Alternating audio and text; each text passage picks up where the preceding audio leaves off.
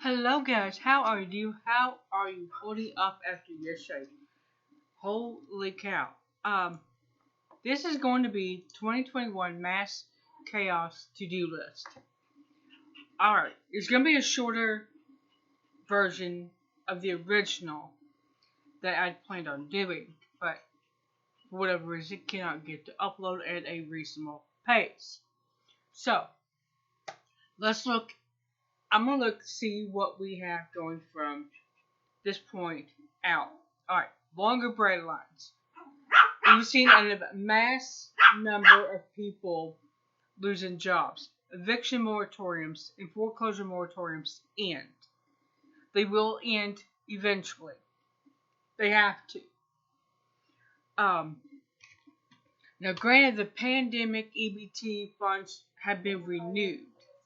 That is for people who are on food stamps. There's going to be growing less kids that are having to homeschool because all the schools are shut down.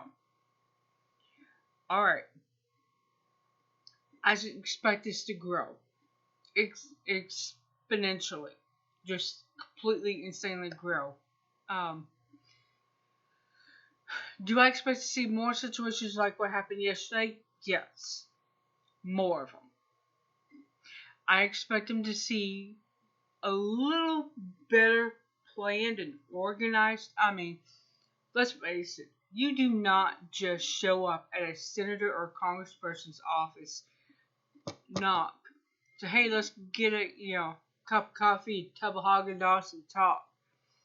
No, that does not happen. You have to, 1, make an appointment, 2, get credentials, 3, get security clearances. Then you have to get a pass. All this has to be done. It takes months in advance. So this was not a spur of the moment thing that happened yesterday, or last night rather. Alright, now, I do expect a bigger push for these vaccines. Short of gunpoint or threat of being taken to one of these god-awful detention camps, I'm not going. I'm not taking it. I mean, they would really have to pay me anywhere from $4 to $10 a month to compensate me to take that damn shot for the rest of my life, tax exempt. Seriously, they would have to. That's the only way I'll do it. I expect to see more chaos, more violence, and eventually, as we seen yesterday, the National Guard was brought in, which is good because they're going to come in, they're going to help stabilize the situation, back up local law enforcement so they can reestablish control, and then they're going to leave. I mean, as far as our work, the National Guard really did nothing. They were there for a backup position. Well, yeah. That's their job. They were kind of Backup wandering the hallways. local law enforcement. That's it. They were kind of wandering the hallways, so like they didn't really know what to do. No one really gave them any instructions and stuff like that. They're just wasting their time at this point. I do expect to see more money going to people. There's I can't remember all the Congress ladies that have been talking about doing a recurring $2K a month payment until this pandemic gets over. And let's face it, according to the book, The Great COVID-19, The Great Reset by Klaus Schwab, it's not going to be over. It will never be over. Ever. There'll be one, it'll stop, then there'll be another one, another one, and another one. It'll be a constant thing. But it doesn't really matter because the quality jobs that were left have gone. They're gone. Finished. Finito. Arrivederci. No hasta la vista. Gone. Stop that. Uh-huh. Stop that. Don't say those ever again. What? What you just said. The point is, these full-time quality jobs are gone. Food banks, soup kitchens, and shelters that are already at their wits' end are going to be pushed past the point of capacity. This is where the Great Reset will come in. People will go in. They will not have a choice.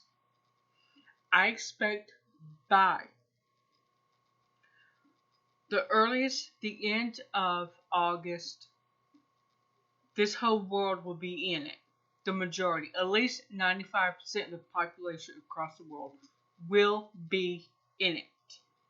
When you have been jobless, homeless, hungry, and worse yet, had your kids being hungry, yeah, you're going to go in, you're going to do what it takes. If you are a responsible parent, you're going to do what it takes to feed your kids.